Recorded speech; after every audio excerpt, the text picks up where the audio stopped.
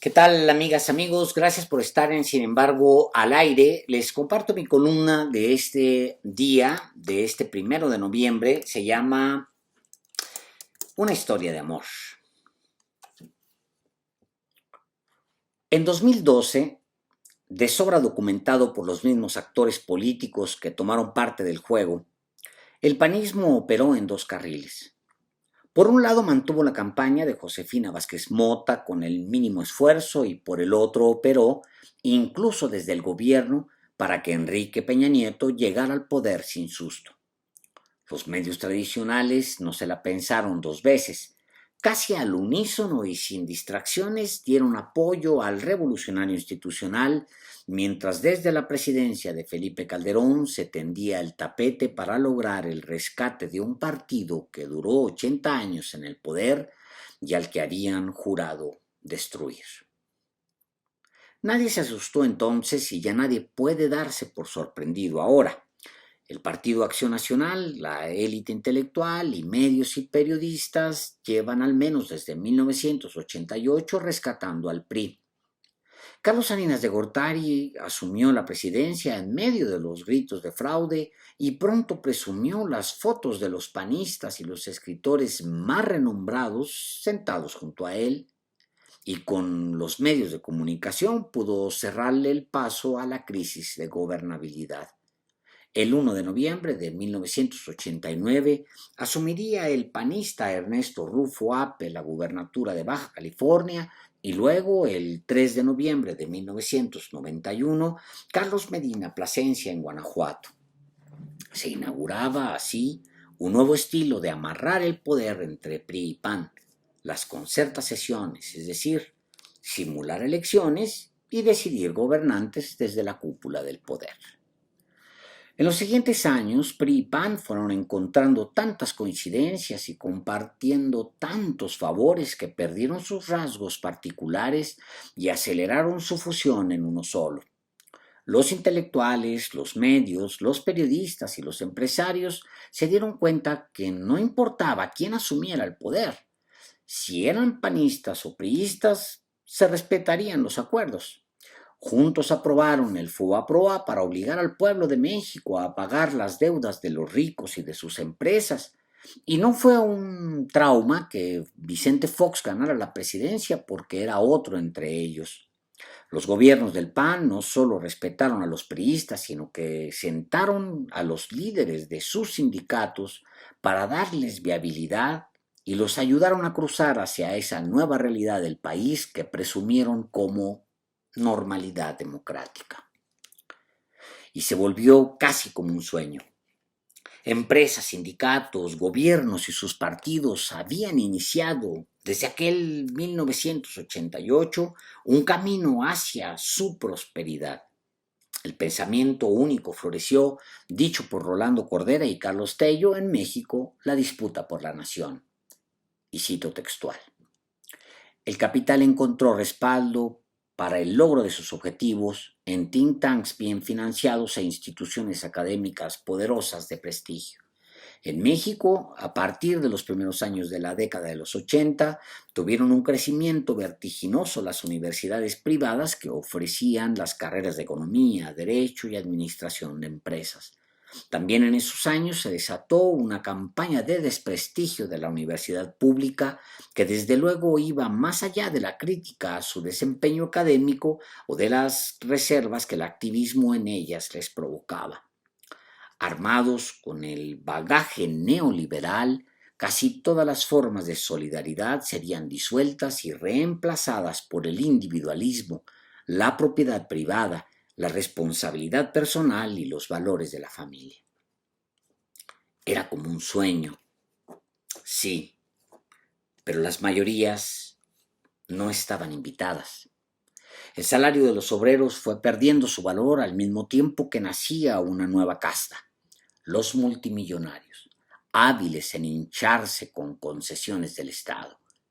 La desigualdad se acentuó al mismo tiempo que florecían las fábricas que alimentaban un comercio cada vez más fluido y vaciaban los campos de manos de obra. Billones se vieron obligados a migrar y del mismo cucharón neoliberal que daba vueltas al caldo de la pobreza, se inició una guerra contra las drogas que pronto cubrió con sangre y cuerpos las calles. Y todo esto y más sucedió al tiempo que PAN y PRI concluían su fusión en una sola fuerza con una misma ideología. Y si Calderón repartió 48.000 millones entre los medios, Peña aumentó la apuesta hasta los 60.000 millones. Y si Salinas empezó repartiendo entre los cuates las empresas nacionales a precios de ganga, Fox y Calderón entregaron tierras y agua en concesión como nunca antes en la historia. En los barrios, mientras, los hijos de la maquiladora crecían sin tutela del Estado y pronto engrosarían, en bola, las filas del crimen organizado. La corrupción de las élites alcanzó niveles de descaro hasta volverse el modelo de negocios de los grandes y de los medianos. Este 2021 marca un momento histórico para la vida nacional. En el pasado, PRI y PAN se acompañaron como gobierno, pero este año, por fin, compartieron boleta y propuesta. El camino para alcanzar una fusión electoral fue largo y hay que reconocerle al PAN el haber salvado al PRI una y otra vez durante estos años, los más difíciles para esa fuerza que nació de la revolución de 1910. En 1988 el PAN rescató al PRI de la ingobernabilidad y apenas 10 años después, en diciembre de 1998, aprobaron juntos el mayor saqueo de la historia. Sacaron desde el Congreso su Fobaproa. En el nuevo siglo, el proceso de fusión tuvo dos grandes momentos. En 2000, por fin se compartieron el poder federal y para 2012 alcanzaron el sueño del bipartidismo. El PAN devolvió el poder al PRI. Luego vendría el amargo 2018 y después, forzados por las circunstancias, tuvieron que fusionarse en las urnas. Digo forzados por las circunstancias porque claramente hay más que repartir cuando son dos fuerzas robustas jugando a ser independientes. Pero separados en 2021 ya no les daban los números. Pero a esta historia le faltan pruebas de amor.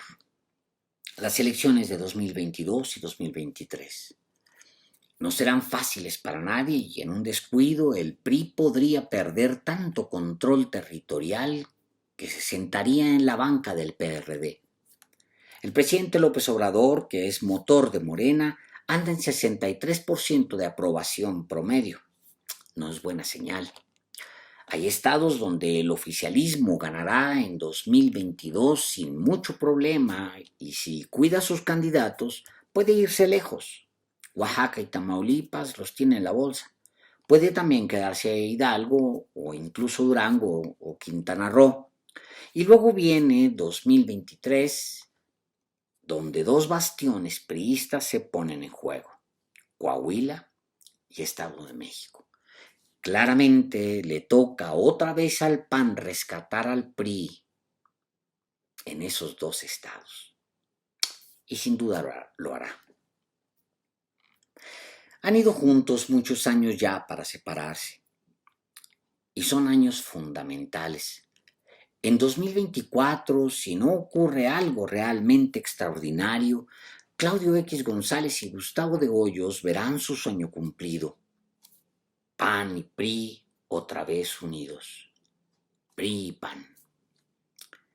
Mi pronóstico es que si el PRI se diluye demasiado antes de las presidenciales, el PAN se volverá macho alfa en la relación.